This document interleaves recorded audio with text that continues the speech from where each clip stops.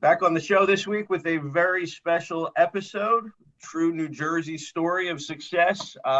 This summer, kind of our summer baseball wrap up of the season. We are talking to Pride of Wall Township High School, Monmouth University, and now the 2021 Cape Cod Pitcher of the Year, Cape Cod League Pitcher of the Year, Trey Dombroski. And Trey, first of all, amazing summer. Welcome. And how we doing? Good. Thank you. I just want to say thank you for letting me come on. This is something really cool, and I'm looking forward to doing this. Yeah, so we're gonna first start out by just kind of getting your whole Cape story because it seems like you might be the best 10-day temp contract in Cape Cod history.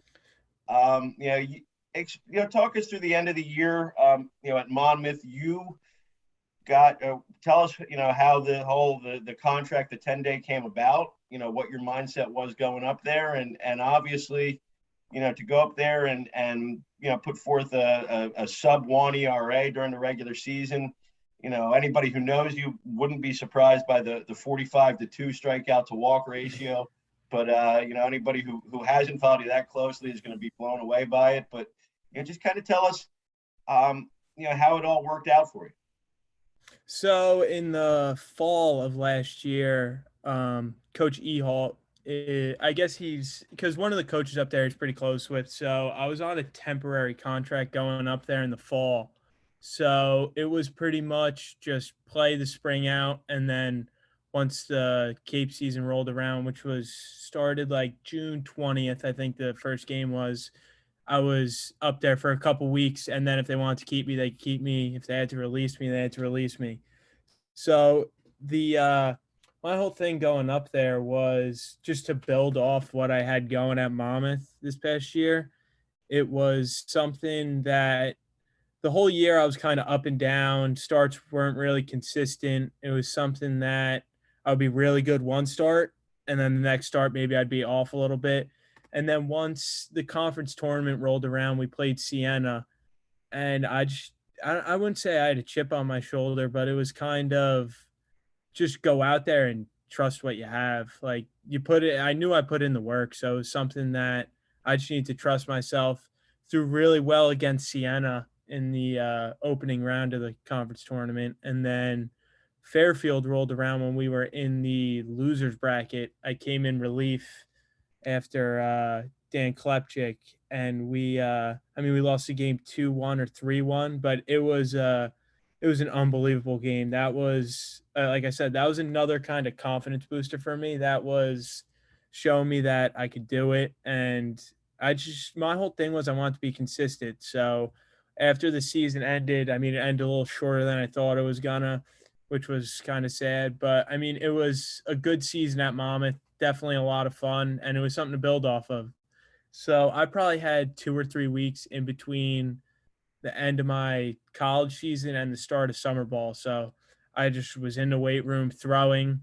One of my buddies, Johnny Volpe, I was throwing with him all the time. He's been a helping hand to me.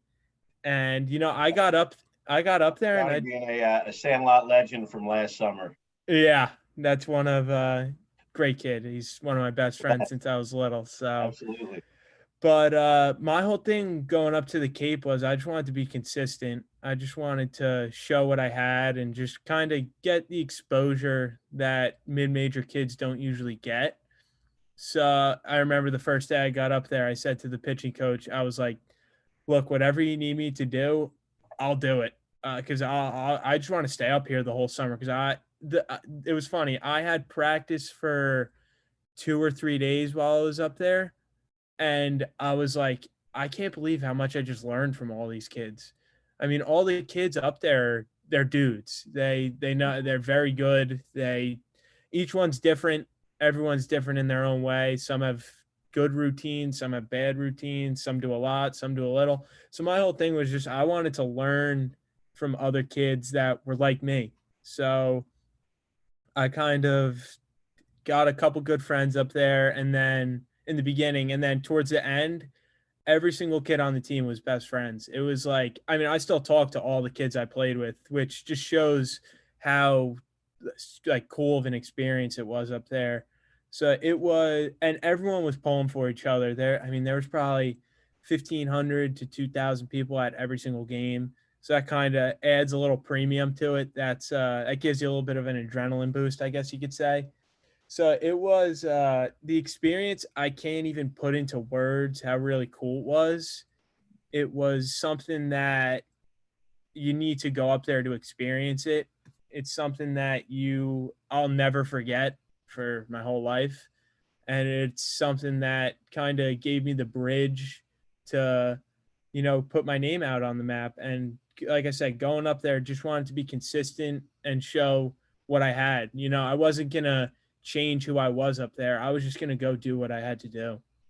And you mentioned the word consistent a bunch of times, and obviously your hope to be that. And anybody who's known you through the years would have said you already were as consistent as any high school, early college pitcher they've ever seen. Probably you're talking about a high school career where you're in that really, really rare more wins than walks club. 25 wins in high school and only 18 walks in 3 years.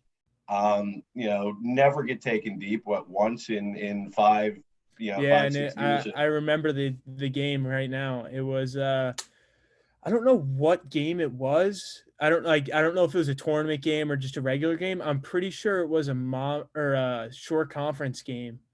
And I remember I came in relief after Ryan Napolitano. He threw an outstanding game, and I come in and I'm like, all right, let's shut this door down. Like, let's shut it down. Let's win here. And David Melfi comes up to the plate and hits a home run, and I'm like, oh, this is really a game now. And after that, I kind of shut it down. But that's, knock on wood, that was the last time I remember someone taking me deep, and he got a that's good not bat bad on it. hitter either. Oh, to say the least. I remember I threw the pitch. I'm like, that was a really good pitch, and he just demolished it. So I was like, you know what? I had to tip the cap to you. And that's what I noticed up in the Cape. There's some times where you're like, that was the best pitch I've ever thrown, and the kid just stuck his bat out and got a hit. So, Yeah. and then sometimes you'll throw a pitch right down the middle where they'll take it, and you'll be like, what was that? So it's all, my whole thing was, it was pretty much a mind game, really. It was seeing what the hitter wanted and throwing the opposite of that. So you've gone from 80s in high school, mid 80s to now, I guess upper 80s, low 90s, max at 94, I think was the most you were. Yeah. Yes. Is that feeling good, or is that hey, we want to obviously take that up another couple notches during the year? So yeah, that's something that I feel I need to work on going into this year at Monmouth. That's something that I feel like if I add a few more ticks to it, it'll just make me a better pitcher overall, make everything a little bit more sharper, make it harder to hit. So that's something that I'm really focusing on right now. And I'm really just attacking that because that's something that I feel if I get, it will be really important. So tell us about the Cape experience. You mentioned it briefly. You're playing in front of nice crowds every night. It's like a minor league kind of feel to it. But as far as your host family, as far as the town, Harwich, what it meant to you, what was, now that it's been a week or two since you've been back home, can you kind of put that, summarize that for us? Yeah, so it's funny. The first day I got up there, we ride to the president's house of the team, and she's like, "You're going to be staying on a farm." And I'm like, "What? What are you talking about? There's farms here? I thought it was just all beach houses." Right. So I'm like, and she's like, I'm like, "All right, yeah, like I'm up for I'm up here, I'm up for anything." So the president's son drives me over to the house. So I'm following him and I go down this dirt road and I'm like, I can't believe I'm living here. So, it took me a couple weeks or a couple days to realize how kind of special it was. Cause I mean, my host parents' names were Tom and Ashby, and they both had hosted players for probably 15, 20 years. And they have had Hollywood names. They've had DJ LeMahieu, Josh Donaldson, Jonathan India, Ian Happ. So they have had their fair share of big names. So that was a really cool experience. And they took care of us. I mean, anything you needed, they were like, you know what? Yes, I'll get it for you. So they had a list next to the fridge, and we'd just be writing a bunch of different foods on there. So there was me and 6 other guys that stayed on the farm, Wow. which it took me, now that I'm away from it, I'm like, that was awesome. I didn't realize how fun it was until I don't have it anymore. And So and it and how did they was, do that? You know? yeah, it was something that I was like, holy crap, this is actually happening right now. Right. So I became really close with all the kids in my house. You know, we still talk to each other, still got a group chat going. So that's something that really makes me excited because, you know, I developed some really good relationships up there that will hopefully last a lifetime. Now then you go up there and everything is great. You're throwing great games. You're, like I said, pitcher of the year, 45-2 strikeout to walk ratio, ERA at 0.85, you know, throwing against the best scouts ever. What do you attribute your ability and maybe how have you grown as a pitcher? Where did the success at that level come from? You know, what are you going to take out of that to, you know, grow moving forward, you know, this year at Monmouth? So my whole thing was just the mental side was really important for me. Because I mean, up there, you would see kids that were 87, 88 that would dominate games. And Mhm. that's something that, and my whole thing was just a trust and confidence thing. Because I remember we got up there, our coach was like, look, you've put in all the work up to now. Like, you can't change anything about it. Go trust what you have. Like, you've gotten here for a reason, go do what you have to do. So my whole thing was, like I said, Tatum Levins was my catcher pretty much for most of the time up there. And whatever sign he put down, I was like, hell yeah, we're going to throw that. So I was so confident in all I had because I knew at the end of the day, it's almost like you have to say, I'm putting my best stuff out on the line and they are, and I'm just going to do everything I can to beat you. And that's always kind of guided you, I'm sure, right? I mean, Mm-hmm. you know, it's how it's competing, right? I mean, Absolutely. Yeah. And up there, the competition obviously was a step above. So it's something that I feel not that I had to raise the level of competition, but playing with those kids helped me raise it a little bit. See, those kids were, I mean, like I said, the game was fast and it looked like a professional baseball game because I would say 90% of those kids are going to go pro. sure. Um, you any talking to scouts or people up there that you know you See, that was something because so the season started June 20th. So and the draft was July 15th, I want to right, say. I don't remember the exact date. So when we got up there, we weren't really the draft class that was being focused on. It right, was the draft class for this year. So there wasn't a lot of scouts talking to you. See, that's more of an advisor thing. That's something that scouts will, now that the time is coming where it's our draft class, the 22 draft class, it's something that now they'll start to talk to you. yeah, and this really being the first year where that changed draft wise, you know, it does kind of add a wrinkle to it where you're right, they're still focusing on finishing up, you know, the current year draft, whereas you know past years they'd Exactly. have already been moving on. Yeah. Um,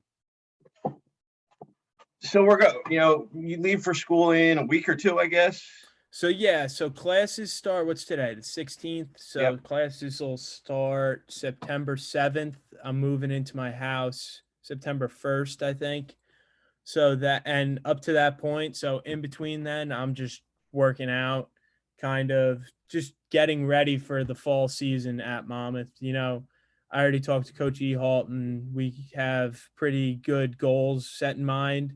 So it's something that I just want to go and develop. I just want to take my stuff to another level. So I mean, I was saying it last night. I'm looking forward to the fall so much because this could possibly be the most crucial time of my life, Sure. this upcoming fall and winter. So I'm really, really, really excited about it. You know, I just can't wait to attack my goals, what I have in mind. And, you know, the schoolwork will be a little bit different because I'm not used to doing that since last year. But Right. yeah, I'm really looking forward to it. We're again here with Trey Dombroski, who turned himself into one of the highest rising prospects in the country in the summer, draft class of 2022 by being named Cape Cod League Pitcher of the Year. Mom is going to have an exciting season this year, right? You guys have a lot returning. A little bit, talk us through that. I mean, obviously last year was a great regular season, fell a bit short in the end goal wise.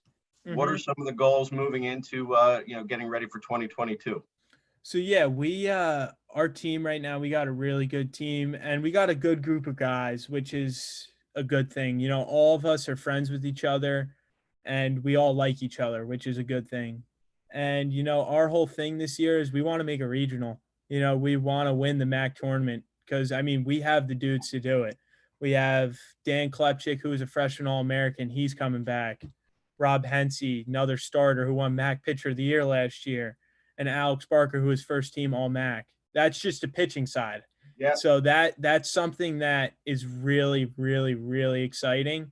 And then the bullpen guys, all have experience and they're very good pitchers, which is really exciting. So we're really excited about the pitching side. And then the hitting side, we've got some unbelievable guys. We got Brady Mutz behind the dish, who's last year he played for the first time, kind of getting into a groove, played awesome. James Harmstead first year, played outstanding. And then Dixon Black, freshman of the year, Joey Van Tresk. I mean, the list goes on. It's just there's going to be guys. It's like every year you need guys to step up, and I'm so confident that guys are going to step up. Feel good to do with a lot of Jersey guys too. Yes, it definitely makes it fun. So, I mean, there's Jersey and PA guys pretty much for the most part. So it's like Giants versus Eagles pretty much at practice, but or Phillies versus Yankees. And then I'm a Dodgers fan, so I'm just like the odd one out. But it's a lot of fun. And the thing is, during practice, I mean, this is going to sound cliche. A lot of people probably say this, but I mean, we all push each other to get better because everyone on the team definitely has a chance to play professional baseball, no doubt in my mind. And we all push each other. Like, I feel like every day at practice, it's a competition between guys. So that's definitely fun. I mean, every day I look forward to going to practice. I'm like, I can't wait to go to practice right now. When you see what Fairfield did last year coming out of the MAC, does that, I don't say raise the bar a little bit, but maybe open your eyes a bit as to what is, what can be possible for this group? You're talking about I think things like that. I think it's just opening people that surround us, their eyes. Right. All of us know the Northeast baseball is good. A lot of people don't want to admit it, and the MAC being a mid-major, smaller conference, people are like, oh, it's the MAC. I mean, we had 2 regional teams this year. So that's an unbelievable year. So the baseball it's very good. It's not like we're playing a bunch of no names. Like, these kids are playing Division I baseball for a reason. So I think it's just opening everyone else's eyes to what is really in the Northeast. And then you look, there were so many kids from the Northeast drafted this year where it's like it almost compared to Florida, Texas, California, the big name states. Like, the baseball in the Northeast is no joke. We are very good. So it's something that, and every team in the MAC is good, obviously. So it's every weekend's a dogfight. So, and every weekend I genuinely have fun going out every single weekend playing baseball. Yeah. So, I mean, I can't wait for this year.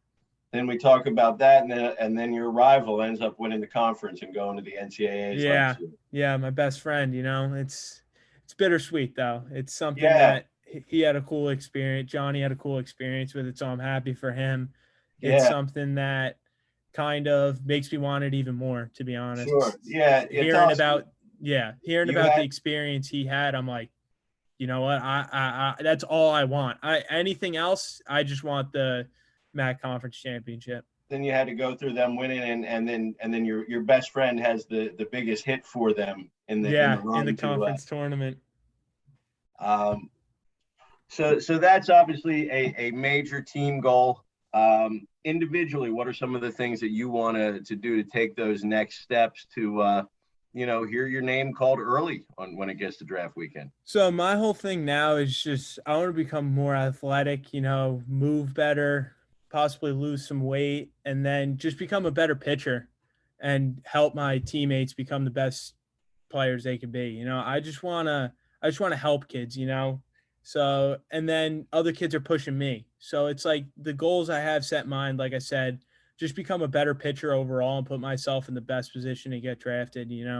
It's something that has been a dream of mine since I've been a kid, getting drafted. That's been number one goal my whole life. So to be in the position to get called is really exciting, but you still got to work. It's not like you can take off and say, you know what, I'm going to get drafted. I don't care what happens. Like I want to get drafted number one overall. So I'm going to do everything I can to get there.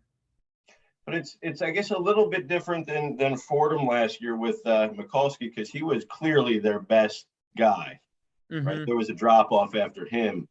You may not necessarily be in that number one spot this year. No. Right? You got four guys that can kind of So mix yeah, and we match. we have our starters are very good. Yeah, So that's why I'm really looking forward to this fall. This fall is going to be something that's going to be huge for us.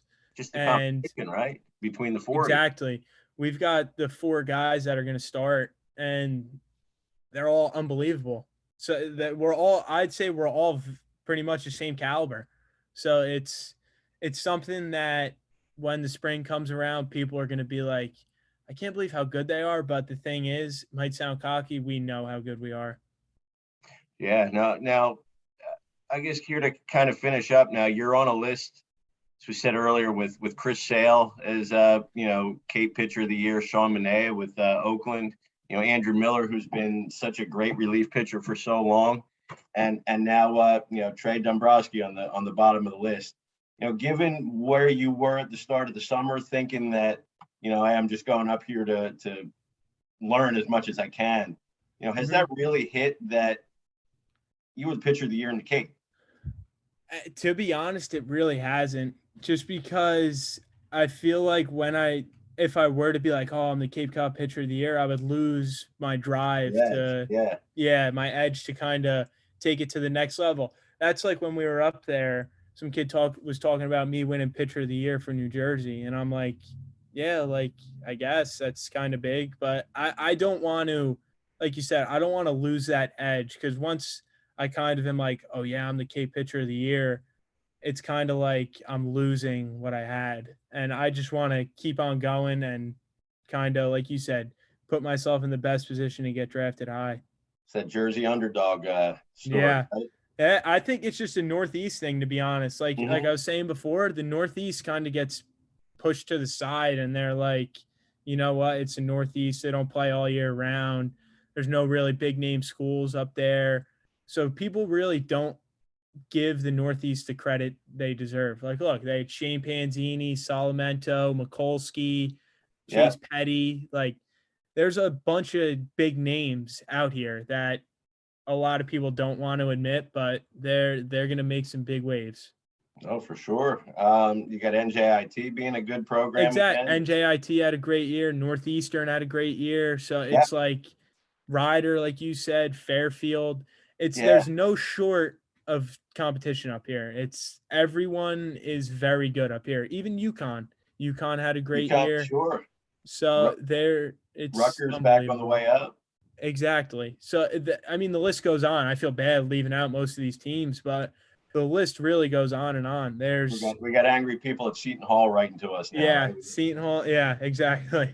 But the like I said, the competition up here is a lot better than people think. For sure. So we're here with Trey Dombroski, the guy who got away from the Sandlot somehow last summer, ABCL, brief ACBL. I don't know if you got to play in any games 2 years ago or not, but certainly great Jersey connections. Wall Township, played for our guy Coach Schmidt at Wall for a couple years. Won a state. You guys win states? Yeah. So yeah, this was a cool story. We won. So my junior year, we lost in the sectional semifinal. or the sectional final. No, we lost in the sectional final. And then Allentown went on to win the whole group. Right. And that was my junior year. So that was Okay. 2018. And then 2019, yeah, we won the sectional, and then we beat West Morris in the For states. group final. So that was Coach Schmidt's last that was year. his So last game, that right? was, yeah, that was awesome for him.